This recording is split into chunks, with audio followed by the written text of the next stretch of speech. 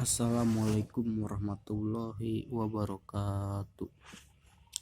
Pertama-tama mari kita panjatkan puji dan syukur kepada hadirat Allah Subhanahu wa taala yang telah melimpahkan berkat serta rizkinya yang sehingga saya diberi kesempatan untuk berada di sini dan menyampaikan pidato singkat saya tentang penggunaan bahasa asing dalam kehidupan sehari-hari kita. Maksudnya apa? Kita tuh, kalian nyadari nggak sih, kita tuh sering menggunakan ungkapan-ungkapan bahasa asing seperti bahasa Inggris saat kita berbicara bahasa Indonesia. Bahkan ada satu daerah di Indonesia tuh yang terkenal akan bahasanya yang bahasa asing dicampurkan dengan bahasa Indonesia. Apakah ini hal buruk? Ya, bisa ini hal buruk. Memang terlihat sepele, tetapi ini tuh mempunyai dampak yang besar. Bila ini terus berlanjut, maka lama-kelamaan bahasa kita sendiri, bahasa Indonesia itu akan perlahan memudar, menyampur dengan bahasa ini. Seakan-akan itu hal yang lumrah, bahasa ini menyampur dengan bahasa Indonesia. Padahal itu kan tidak. Bahasa itu kan sebuah identitas bangsa. Apa jadinya jika bahasa kita tercampur dengan bahasa asing? Nah, tetapi bahasa asing ini juga mengguna bahasa Inggris ini juga nggak seperti salah. Bahasa asing ini kita memerlukan, apalagi di zaman sekarang yang semuanya tuh memerlukan berbahasa asing seperti komputer, atau bahkan ada beberapa pekerjaan yang menempatkan dapat berbicara bahasa asing sebagai salah satu syaratnya. Jadi bagaimana kita menyikapi kedua hal ini agar bahasa kita sendiri tidak menghilang, tetapi kita juga dapat mempelajari bahasa asing. Bahasa asing ini apalagi yang umum sering terjadi itu penggunaan bahasa Inggris yang